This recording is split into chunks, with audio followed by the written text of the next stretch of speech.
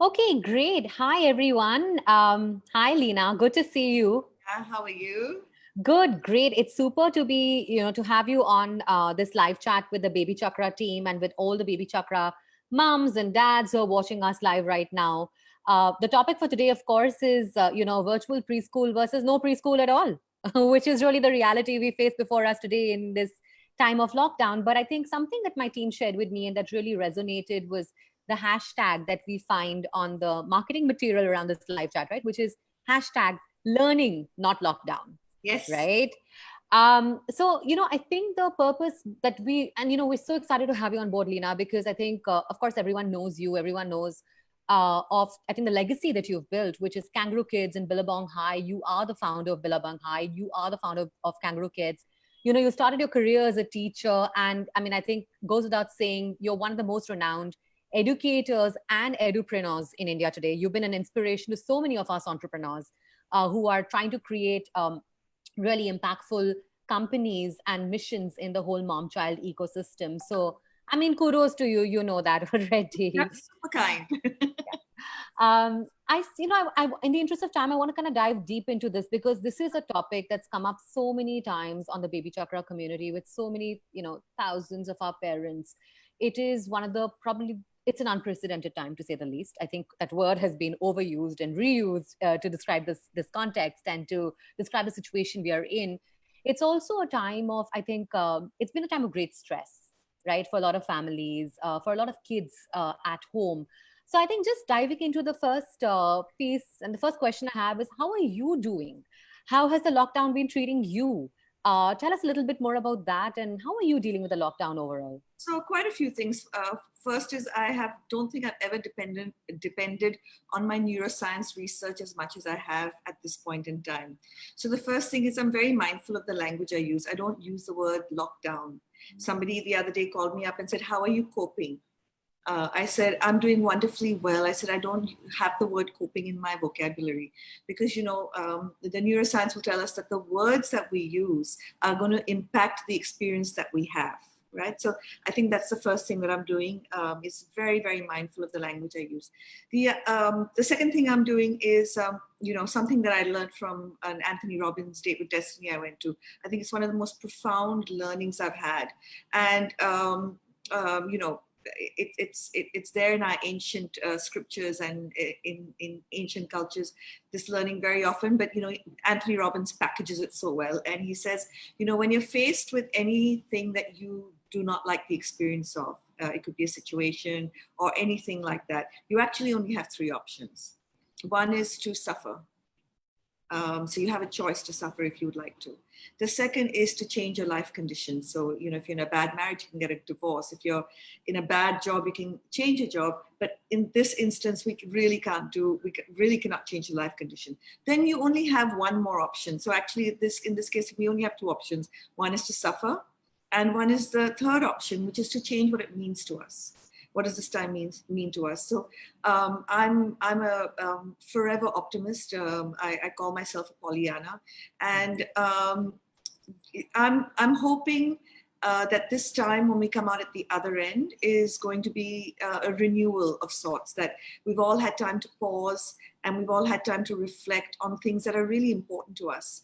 In fact, my post on my Instagram today is, what's your first thought of what you're missing? And most people, if you think about it, then it becomes your second thought, because your first thought comes from your soul. And if you go with your first thought, people are not usually missing restaurants or travel. We're missing a walk in the park. We're missing hugs or laughter with friends. So, we've been so conditioned to think of secondary things that are important to us, when the primary things, the things that our soul yearns for, is actually not that challenging. I mean, most of us in places of privilege who have just shelter and food can be in that position of making that choice, to think that it's a time of renewal for the planet. The other thing I do is, I keep telling kids, if you stagnate, there's only you stagnate, you start regressing. So you have to keep growing. If you look at any plant, and the only way for us to keep growing is to keep learning. So I kind of cut my day into parts. One part is devoted to learning. So I'm currently doing a course on cognitive behavioral therapy. I've signed up for another course when this gets over on storytelling, and not storytelling as in telling kids stories, but the power of storytelling in everything that you do. And I've signed on for a Mind Valley course as well, which is around the silver mind control, which is understanding the different brainwave patterns that we have. So anything in the area of neuroscience, behavioral science, energy science just fascinates me, and I keep one part of my day is just for that. Another part of my day is to create. So it could be this morning, as I was just kind of running through some of the questions that you were going to ask, just having a thought process and just scribbling down some notes. So that's creating, or writing a story for kids is creating, or doing my blog posts are creating. So some part of the day is left for creating. And then some part of the day is left for family. So we play cards. We're raising money for the PM Cares Fund. We play with very high stakes. We're playing flush. Yes, we're gambling, but we're doing gambling for a good cause. Fantastic. So we put all the money that we lose into this bag, and all that money is going to the PM Cares Fund. So whoever wins doesn't have to pay. So that's family, the food and the games we play. So I've just kind of cut my day into different bits. I also exercise for at least 20 minutes to 45 minutes, depending on how I feel. I'm not a great I don't get very motivated to exercise, but I make sure I do that, and then I spend some time doing Netflix. So exactly what I tell kids, that part of your day has to be towards your cognitive growth, part of your day has to be towards your emotional growth, part of your day has to be towards your spiritual growth, which is creating, and part of your day has to be, just for entertainment and letting your hair down. So there's a time and place for everything. The other thing that I do is meditate, because, again, more at this time than ever, our brains are hardwired for fear. And if we allow ourselves to run away in that, 95% of our times, our thoughts are either in the past or the future. And if we allow ourselves to be in the past, it's of no use. So we tend to go in the future, and that brings a lot of fear, because there's uncertainty about the future. So the more you can stay present, the better it is. So we've got a sympathetic nerve system, which when you're scared, sort of releases all this cortisol, all this fear chemical, and meditation calms that all down. It kind of counteracts that. So yes, you need to spend some time on meditation. So yeah, those are the kind of ways in which I'm spending my time. I've also, taken on a personal quest. Can you hear me? I can, yes. Okay, so through this time, as I was doing a lot of learning and a lot of reading, I actually saw the Wuhan market post that went viral. And then I heard Peter Woolen almost at the same time. So when things happen to me, what we call it coincidentally, I never take them as coincidence. Peter Woolen in his thing, again, which is posted on my social media, has made a very powerful case for that. In fact, if we all turn vegetarian, there is going to be no starvation in the world. And we take away a lot of the earth's problems by way of turning vegetarian. And it's not that I'm asking anybody else to be vegetarian, but I can do my bit. And I've chosen to, turn vegetarian at this time. So yeah, so that's, and then I do Zoom meetings. I speak to my instructional design team, things that we're all doing. And I did a workshop for the teachers of Maldives online. I've also started a new path, which is interviews. So I've done an interview with Sugata Mitra, the guy behind a hole in the wall experiment, as to his views on how technology is going to impact us going forward. I did one last night with Andrew Newman, who writes these beautiful stories called Conscious Stories. I did one with Daniel Markowitz, who has written a book called The Meritocracy Trap. So I'm working on a parent portal at the same time, because this time is a time when you're sitting at home, I'm sitting at home, all these very important people I'm interviewing are sitting at home. And for the one time, they actually have time for my interviews. So yeah, that's how I'm spending my time. Wow. I mean, so I think both as a mother as well as an entrepreneur, I think this was really inspiring.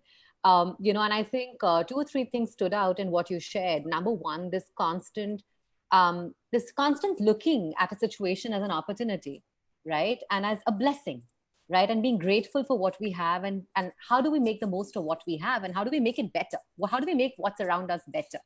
I think that is something that is seriously inspiring, Lina. And I think it's a pervasive trait in entrepreneurs, but also I think in educators such as yourself, you're basically like constantly learning yourself, right? And that's, I think, a mission that probably defines your life in so many ways, right?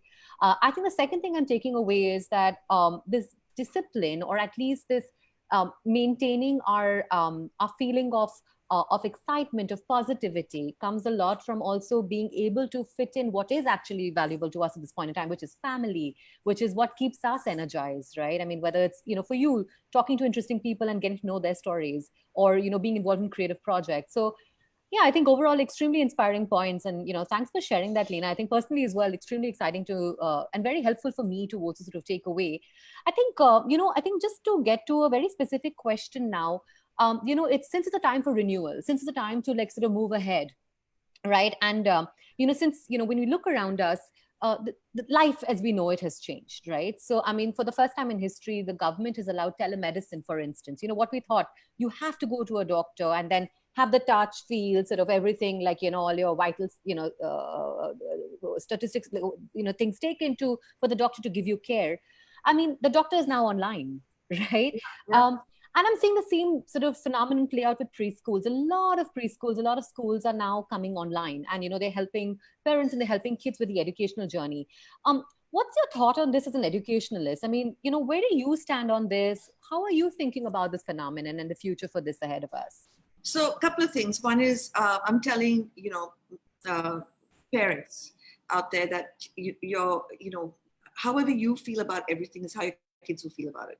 So if you actually think virtual schooling is great and it's good fun and it's beneficial, that's how your kids will feel about it as well.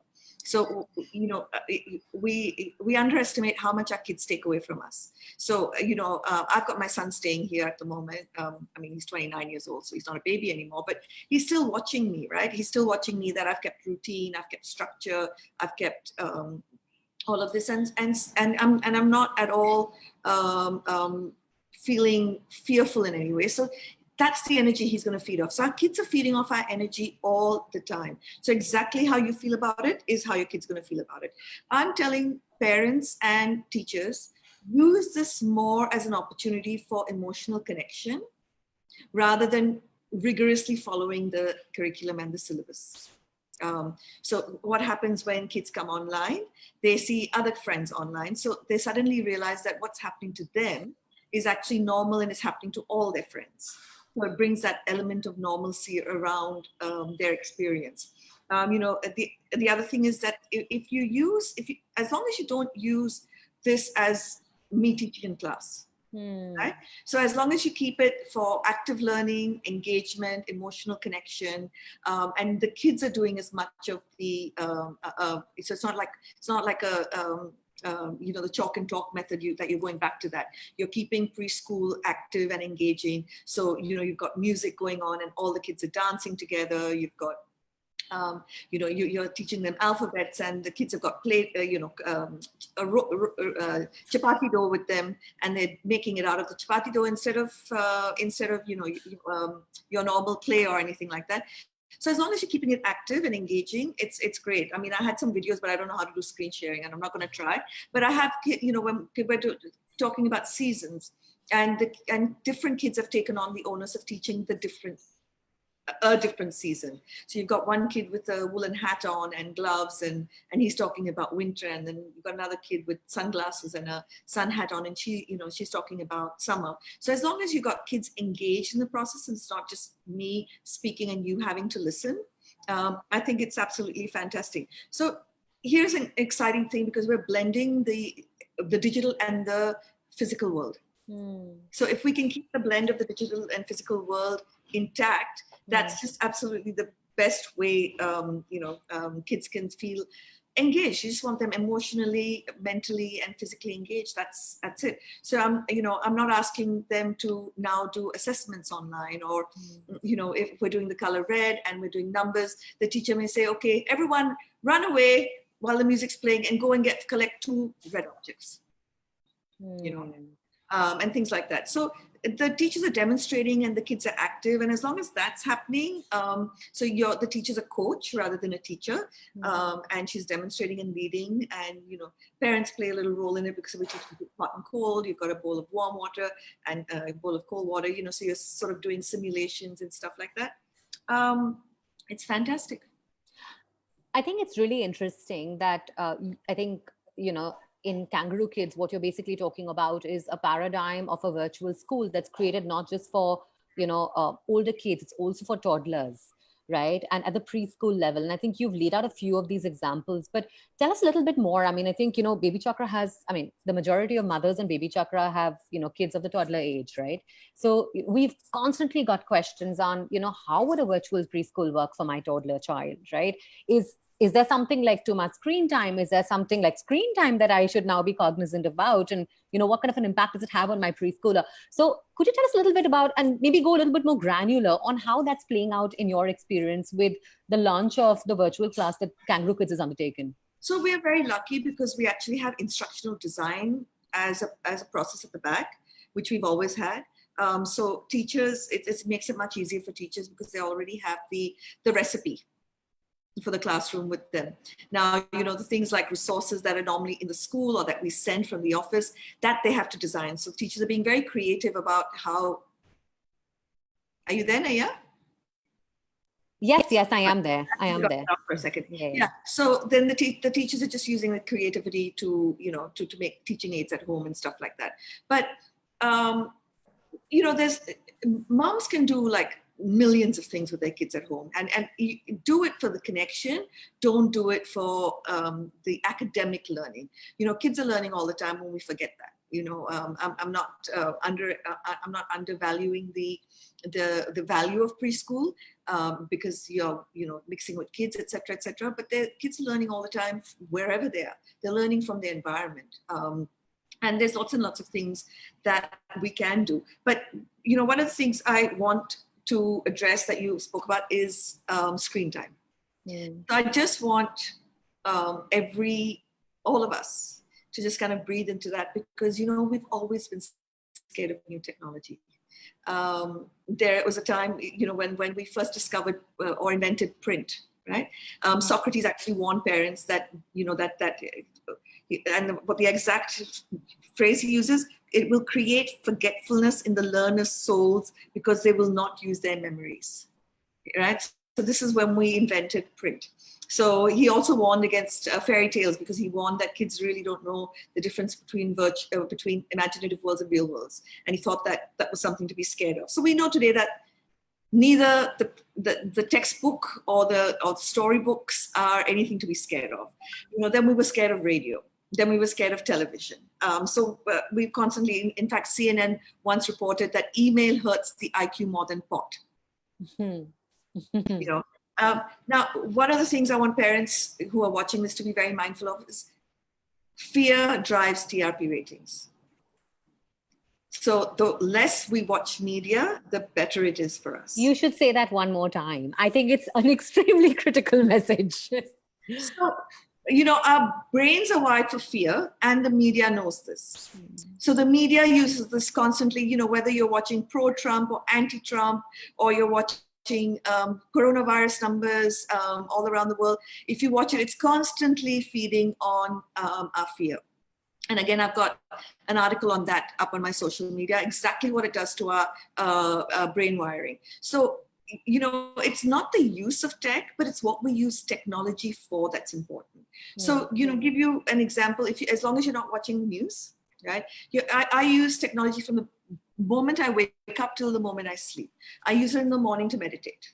I then use it to learn, because I'm podcasts or learning, or I'm watching TED Talks, or I'm doing courses online. I then use it to exercise. There's a walk at home app that I use that I'm using, to exercise. Then I use it for interviewing. I'm using technology right now.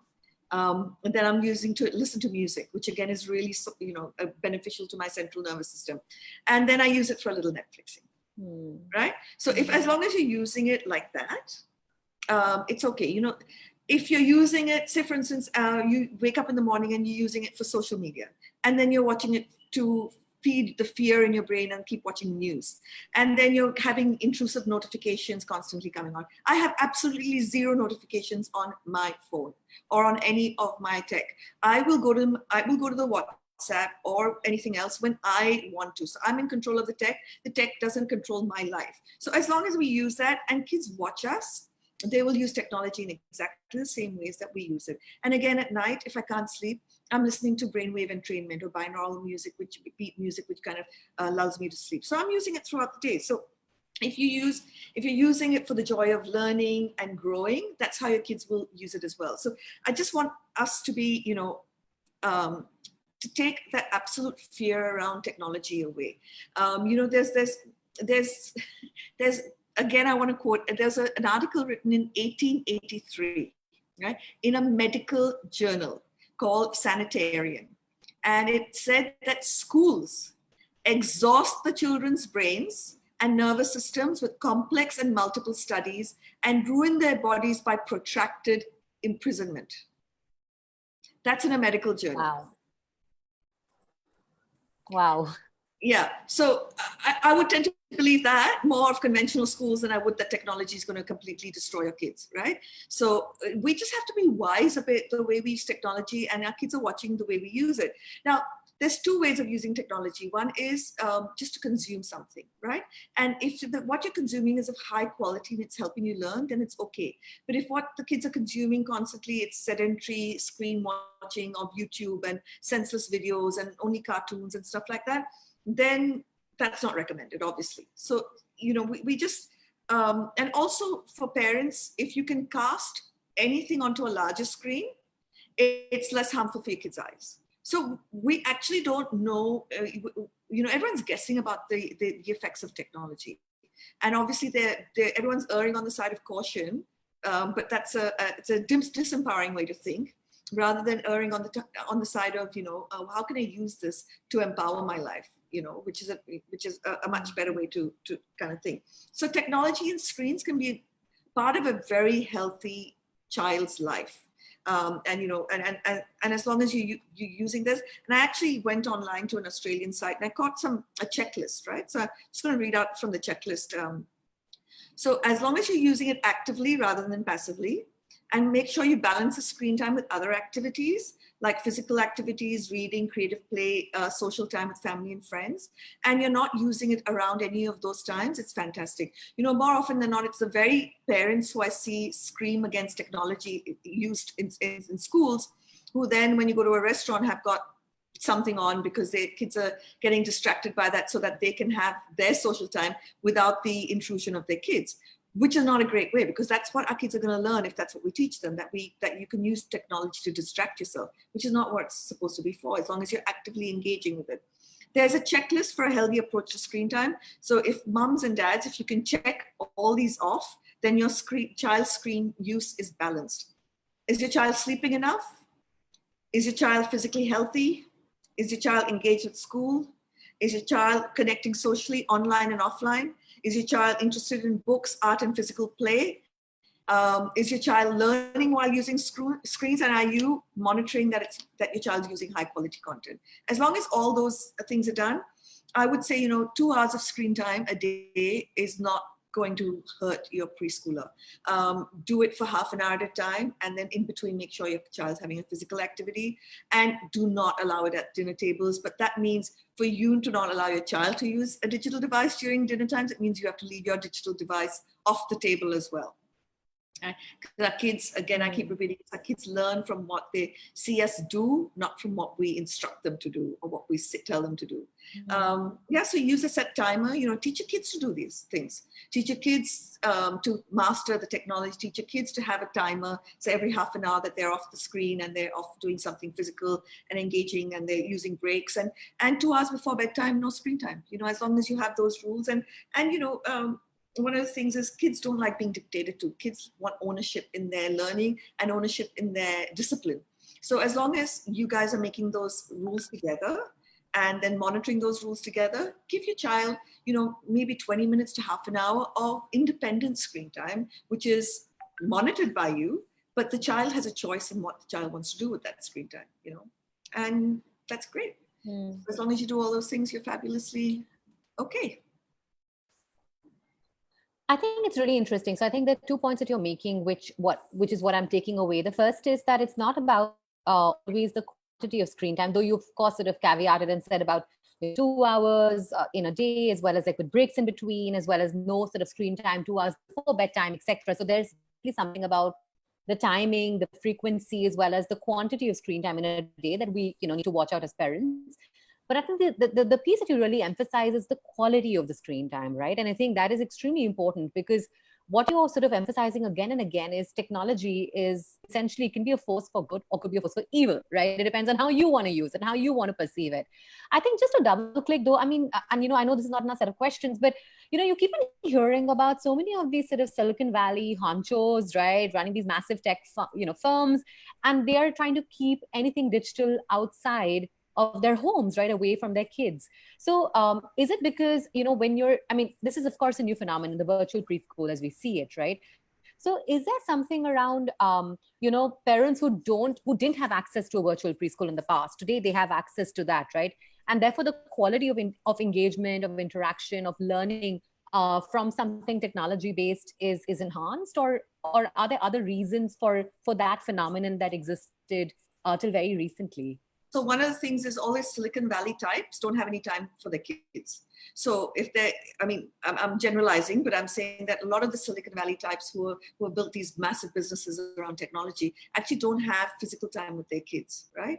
So, and then we don't have any absolute research and outcomes on what this does. But then it's like saying, we shouldn't have books read to kids because of what Socrates said once upon a time. Because we don't have the absolute verifiable data to make decisions on. But I kind of go along with, when I'm dealing with kids, I go along with the times, because I can't fight what's existing, right? I can only embrace it and use it to empower the children's lives rather than disempower them. So the fact is that, whatever is in the kids' world is not going to go away. Right? So how can I use it then? Even Facebook. How can I teach kids? Because whether it's Facebook or any social media, there are certain things that kids need to watch out for, right? That we do know that people only post their marriages on Facebook, not their divorces. Their good times, not their bad times, which gives our brain a sense of everyone's life is better than mine. Now that is a reality, but we need to teach that to kids. And once you make kids aware of it, I'm never going through social media and saying, oh, everyone's life is better than mine, because I know everyone's life is full of good moments and challenging moments. It's just that they're posting the good moments, they don't post the challenging moments, right? So the minute you become aware of that and you're mindful of that, the way you process it is going to be completely different. So I'd rather use, technology to enable kids to learn, rather than not. There's silly things that we put around rules and everything else, because the world is changing. We've got to embrace the new world. We've got to stop getting kids to call us ma'am and sir. We've got to stop wanting them to stand to attention when we walk in, because the signs of respect are shifting from culturally what they used to be, and we need to take kids along with us, and we don't need to take kids along with us. We need to allow them to take us along with the times. And then, as adults, we say, how do we use this time to make our kids' lives better and make them more powerful than less powerful? And I think that's an extremely interesting construct, because what you're essentially saying is, how do we empower our kids? And I think this is the golden time and a golden opportunity before us, right? How do we empower kids to truly understand technology and to respect technology, and to also understand how technology can improve their lives, but also sort of call out what is not good about technology and learn to accept that, and learn to sort of make informed choices along the way as they grow, towards, and they become adults, right? And I think this is a great time to introduce this to them. Naiyya, I think the most important thing you've said is, how do we teach our kids to make informed choices? And we teach them by us making informed choices. So when we make informed choices, our children will naturally make informed choices. We know for a fact that parents who read, their kids read. Yeah. And I hear you, because I mean, my mom, we used to have this bedtime regime, right? My mom, my dad, my sister, and I would be in one bed, and we'd all be reading, from I think 7:30 to 8:30 when I was growing up. And that was like, reading time for the entire family. And then we'd sort of doze off to sleep, and, we'd be carted off to our own bedrooms, right? I mean, I totally get it, because what you see is what you basically imbibe, and it's who you become over time. So I think this is fantastic. But Lina, what about parents who don't have access? Maybe, parents who don't have access to virtual preschools.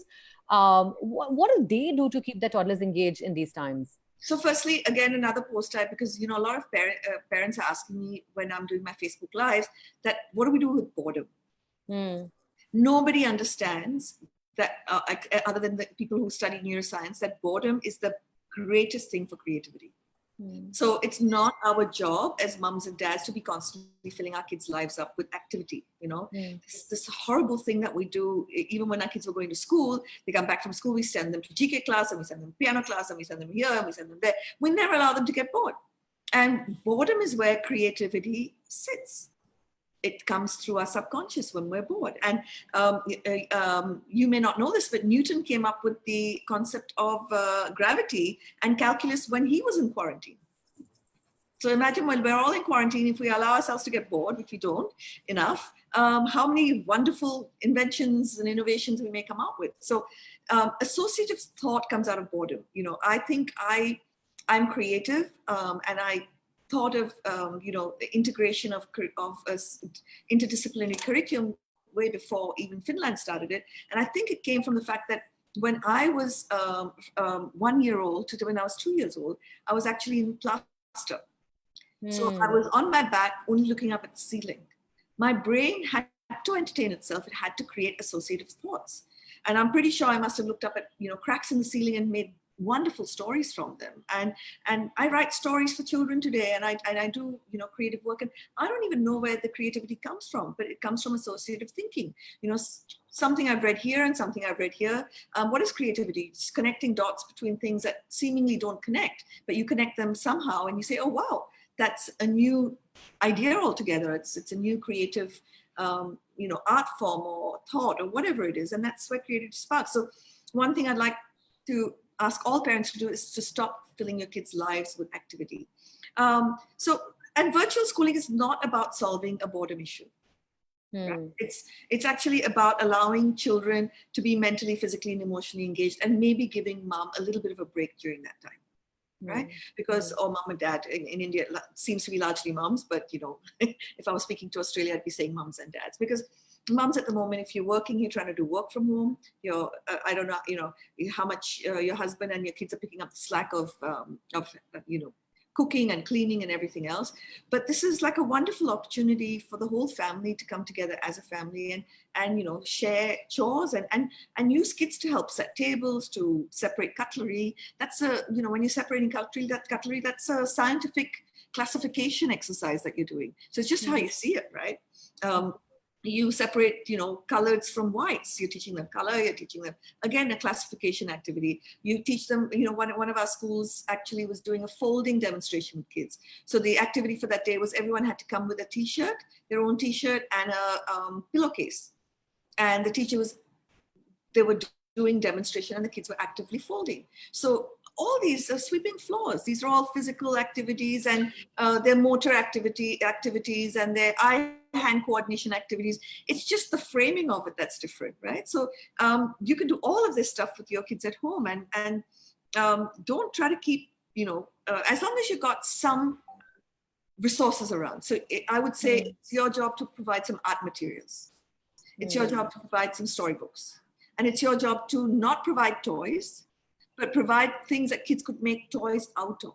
We overdo this thing in our kids' lives where we provide them with, things that move on by themselves, and kids actually have no mental process or imagination engaged with it. But you leave kids alone with boxes and saucepans, kids will make their own play out of it, So this is the time, all of that, So don't worry about anything else. Your kids can be learning with you all the time at home, and just by doing all this stuff and helping you. So basically what I'm taking back from this is actually boredom is a construct that's made by parents and is made out of, I think, parents feeling a sense of like this FOMO, like the fear of missing out for their kids, versus the kids really actually feeling boredom. I mean, as long as they have some basic raw materials and some basic tools to keep themselves, creative, keep themselves sort of building. Right. And I think that's an important construct. And I think this FOMO also reflects with, and, it kind of like it starts very early, right, in a society, in a culture like India, which is so competitive, hyper competitive from a very early age. And the aspiration for our children is so high, right? We want them always to do better than ourselves. And, we invest in education, we invest in child development. But I think this FOMO kind of reflects and it, becomes a part of a child's consciousness. And we've actually started getting a lot of questions from parents of older kids as well, saying that, schools are shut. How are we thinking So, about? Yeah, go for it, Lina. Can you hear me? Yeah, you cut off for a little bit. Yeah. Can you hear me now? Yeah.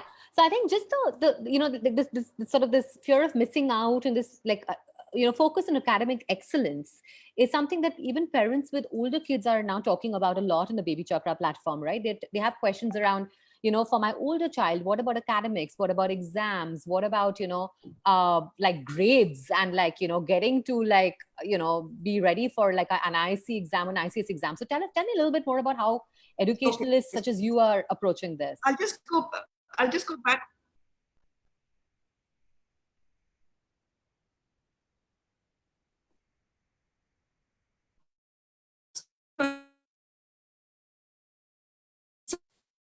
To be active all the time. So they have to unlearn I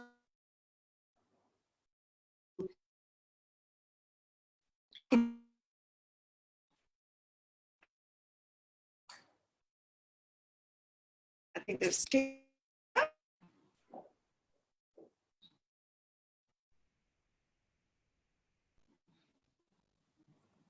Hi, Lina.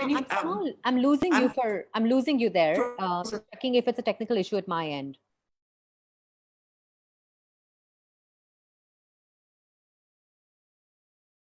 So I'm just going to, so then, if not kids all the time, it's just like for a lot of anxiety in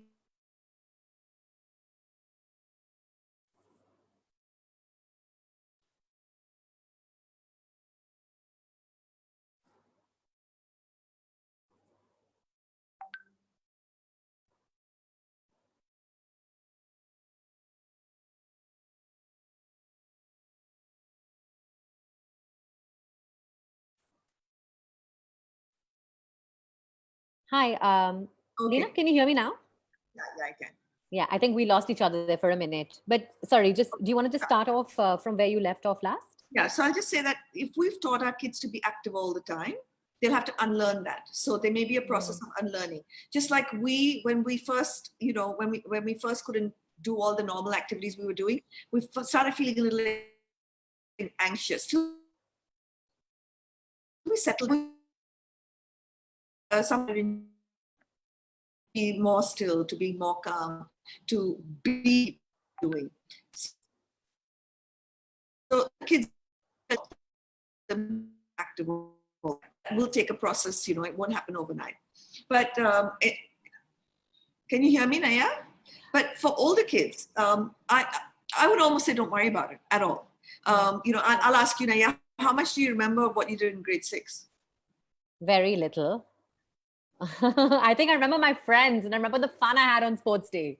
Yeah. I remember those. And I remember, if I really look back, I remember we used to have this art and craft class with clay modeling. I remember that very vividly. Those are the things I remember from class 6.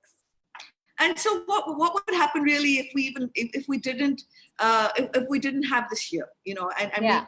here to just reconnect with families and stuff like that? What we really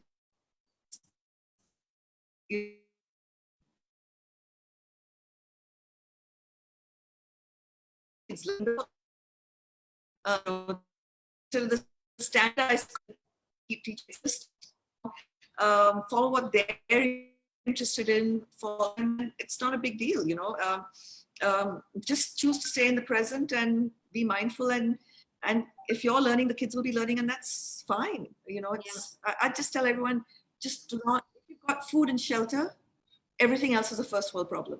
Yeah. And I think this is an important perspective, for someone like you to share, Lina, because I think a lot of parents will be very reassured listening to this, right? And knowing that this, everyone's going through this. It's not just them. And, sometimes because we are all living in our little cocoons, and we're maybe anxious about what's happening with us and our children. I mean, there's a much broader sort of global shift that's happening around us as we speak, right? And I think this is an opportunity for us to think about a very differentiated set of skills we can give to our kids in this time, right?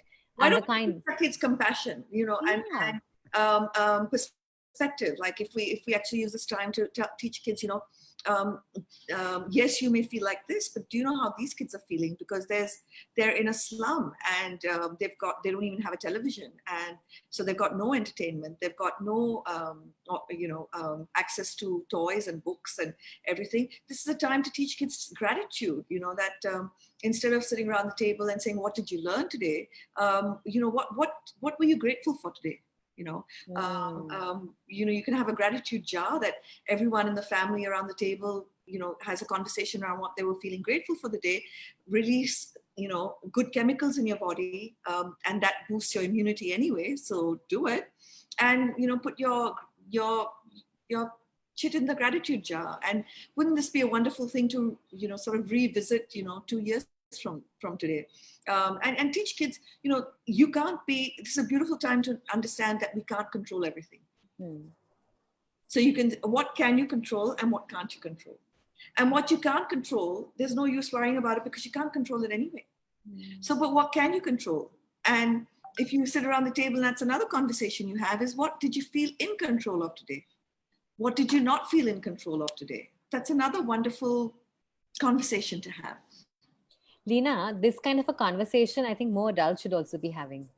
These are core conversations, right? Around entitlement, around privilege, right? That around gratitude. I think you had a very beautiful example. I mean, I think this gratitude jar is something I'm going to take back with my family. My child is, all of 14 months. So I don't know whether she's able to sort of articulate. She can't really, she's, picking up words as we talk. But I think, there's so much that even as parents, we can take back, and, we can start filling in this jar. And 2 years later, when she's able to understand some of these thoughts, it's a beautiful gift to give to her. Yes. Right. And don't forget, even if she's, she's still communicating. Yeah. She's still receiving energy and words, and she's still processing those. So just by virtue of you doing a gratitude journal or a gratitude jar, you're benefiting your child by the energy you're releasing. Yeah. The more you're centered, the more your child will be centered. Yeah, no, it's a very beautiful thought. It's an extremely, I think, simple thought as well at the heart of it. I think all of us can do it, right? And then, I think I'm going to take it back to the Baby Chakra team as well, and maybe propose it, if that's all right with you, as an interesting exercise that we can do virtually on the Baby Chakra platform as well with mothers. Yeah. I think it's a wonderful idea. So we have a lot of questions from parents, by the way. So Swati from my team has been pinging me saying there are lots of questions. Can you move on to the questions? I think some tactical questions and some more, I think, broader questions. But there's a question from a mom who's saying, we actually thought of having my baby join kindergarten in June, but now due to the coronavirus lockdown, we are unable to decide whether to join or not, because kids are prone to disease, may affect the immune system, etc. What's your opinion on this? And, what would be your suggestion, and what can I expect from schools if I do enroll her in a preschool? So this is a time to show compassion, right? To all the teachers of the world. We, this time has taught us that, we pay lawyers and the big bucks, but who are really important? The doctors and the teachers and the nurses, the garbage collectors. These are the really important people. So if you can afford it, please pay for a preschool, because teacher salaries need to go on. So you can show your compassionate nature and the beauty of giving at this time, and the beauty of connection and village at this time, by doing things like this, which in the long term will come back to benefit you. So I would say join, and especially if the school's got a virtual preschooling, take benefit of that. And honestly, if you can afford it, if your pay hasn't been cut, or you're a business family and you have reserves, please reach out and pay preschools so that they can continue. Their rents don't stop, their Teacher salaries don't stop if they're kind and Hi, Lina. I lost you there for the last second. I said, look for good preschools that are doing kind and community-based things by keeping their teachers going. Lina, actually, a question that's come up very often also on other discussions we've been part of is, a lot of parents are getting pay cuts, right? So are schools coming up with innovative ways in which they are able to support parents who might not be able to afford preschools as they were earlier? Is there something that's being constructed out? And also for schools to also keep themselves afloat, right? Because these are essential services.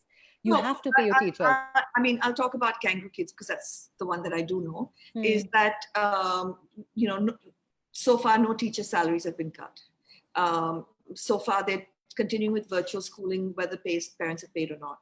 I know, for example, in one of our schools, there are close to 100 parents availing the virtual preschooling, but have said that they can't pay right now at this time, and so it's a time for the whole world to be kind and compassionate to each other. It's a time for the whole world to act in cooperation with one another and look for the overall benefit of humanity.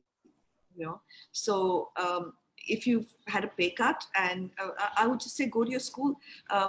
Schools generally, people who start schools are compassionate people. They do love kids, and they are kind, and people will kind of help you tide through this time.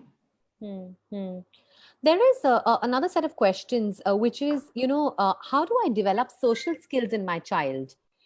Because, I think there is a question that parents have in terms of if my child is doing something virtually, are we really developing the child's social skills?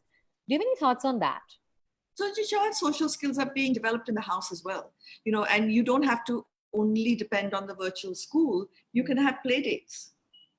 You can have a 4 people Zoom or Facebook or WhatsApp, sorry, and just have 4 kids having a play date and maybe doing art together or doing something together.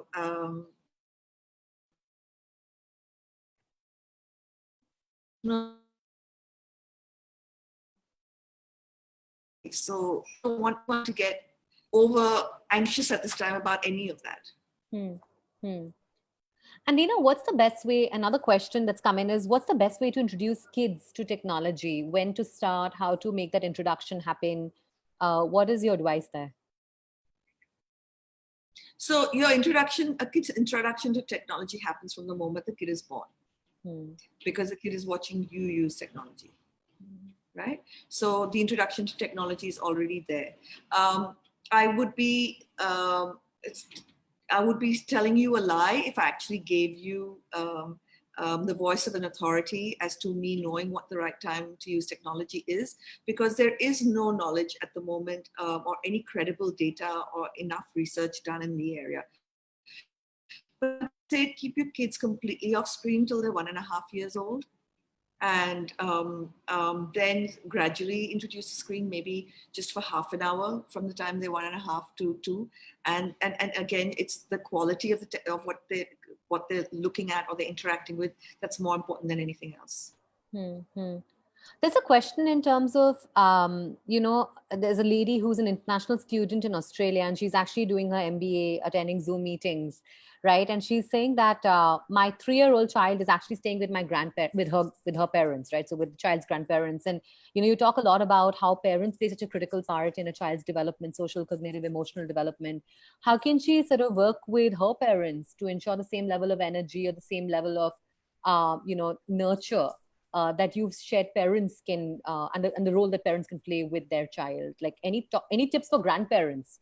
I think is a specific question here. I don't think there's any different advice I have, other than grandparents may not have as much active energy as younger parents would have, and in that sense, the mother would have to act as a coach to helping maybe routine is very important at this time.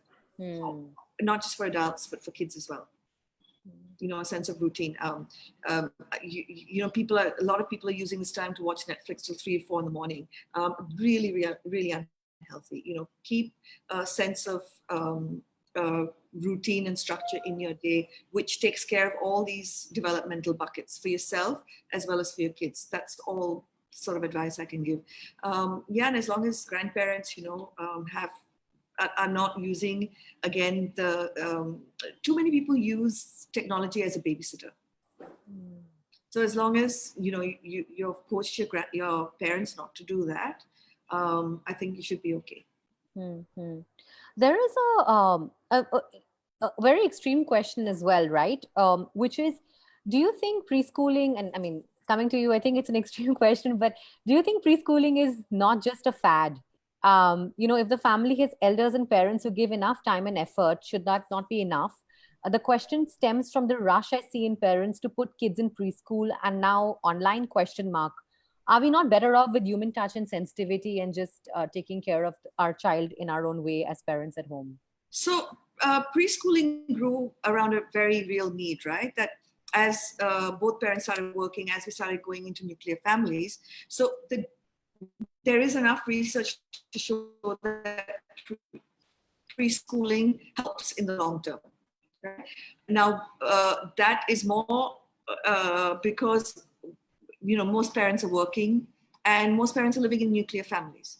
But I'm not saying you have to go to a preschool if you've got a lot of time for engagement on hand, and as long as you're not one of those moms who's like this, this competitive mom who wants the kid, who's only interested in the kid's success as a report card, as long as you're open to that. I mean, I can teach a kid to read in about a week,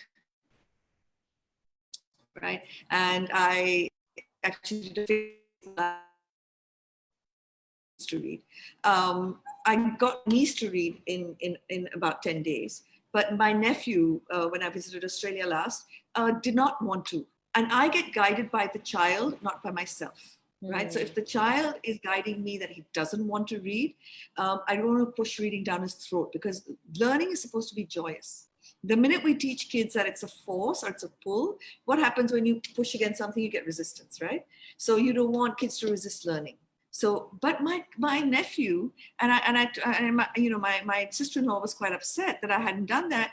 And I said, but look at him playing the piano. He plays the piano with both hands, and he actually composes his own music. So as long as we're not seeing success as this linear, I can write and I can read, conventional way of looking at academic outcomes, and we're more open to looking at it holistically, yeah, sure, as long as you've got the time and the energy, and you've done enough maybe reading around neuroscience as to the way the brain develops, and because we have what we call, as neural connectivity is happening in the brain, we have what we call windows of opportunity open. Just to explain it very simply, if a child's got a lazy eye because the neural connection for eyesight hasn't been laid down, the doctors will actually cover the good eye. That will strengthen the neural connectivity for the weak eye, right? But if you do it as an adult, because your window of opportunity is kind of closed, we have we have plasticity of the brain, but it takes too long. So as long as we are aware of what windows of opportunity open for the kids, and we are feeding those windows, not force feeding them, but we're allowing kids to guide us, and it's something that's done in that's wonderful. One of the big things that preschool gives you, unless you're a mom who's got access to big playground and lots of other kids coming to the playground, is interaction with other kids. And this interaction with other kids is really important. I think that's fantastic, Lina. And I think, there are a lot of other questions, but I think, in the interest of time, we should sum up. So, I think any last thoughts? So, going back to the topic, learning not lockdown, and virtual preschool is here to stay. So any closing thoughts, any last words of advice for the parents watching this and for fellow educators watching this? Just, kids are learning all the time. Wherever they are, whatever they're doing, they are learning all the time. It doesn't have to be always structured. So the first message I'd like to give parents is not to get stressed. The most important thing you can do for your kids right now is to breathe and to connect. And to, I use this phrase for the Maldivian teachers. There's a reason why the air hostess asks you to wear your oxygen mask first before putting it on anybody else. So mums and dads, please make sure that your own oxygen mask is on and you're breathing and you're taking care of yourself in all areas of your life, because otherwise you can't take care of anybody else. Look at this time as just a time to connect with your kids, your family. Just make the most out of the opportunity. I mean, and your kids will learn from that as well. This is a great time as a parent for you to teach your kid that everything's not always going to behave the way we want it to behave. But hey, we've got an optimistic mindset because we're going to make the best out of everything that happens. So what I'm actually taking back personally from this incredible conversation, Lina, is that, my child is constantly watching me. She's, like what I do impacts her a lot deeper than many of us realize, right? And I think the starting point is with me and my husband. And I think I'm going to definitely start off with a gratitude jar tonight, right? Because I think that'll give me a lot of positivity, a lot of happiness, and a lot of, I think, a sense of optimism for where we are and the privilege we have. And I'm really excited about the drubbing of an aria. So this morning I did a visualization exercise. So I didn't know you before this, Naiyya. And I actually had to ask one of my team members that how do I say her name? But I visualized this in the morning in my morning visualization exercise. And this has gone beautifully, exactly the way I envisioned it. And I will be grateful for it tonight. That I had an amazing conversation with this wonderful, beautiful looking girl called Naiyya. That's going to be the last thought that I'm going to go to sleep with today. That's so wonderful. Thank you, Lina. Thank you so much. And you've been such an inspiration to all of us entrepreneurs, right? So, I mean, multiple ways, I think you're now an inspiration to me. So thank you so much for your time. And thank you to the Kangaroo Kids team and to the Baby Chakra team for bringing us together and helping us have this amazing conversation. I hope it was helpful for all the parents, and a lot of unanswered questions, but we'll try and get to them personally after this chat. And Naiyya, you have my number now. So anytime you've got a question about anything, you've got a teacher on call. It's done. This is super exciting. Even better. I think the best outcome I could have asked for from this conversation. Thank you. Thanks, Lina. Take care. Bye-bye. Bye-bye. Thank you all. Bye-bye.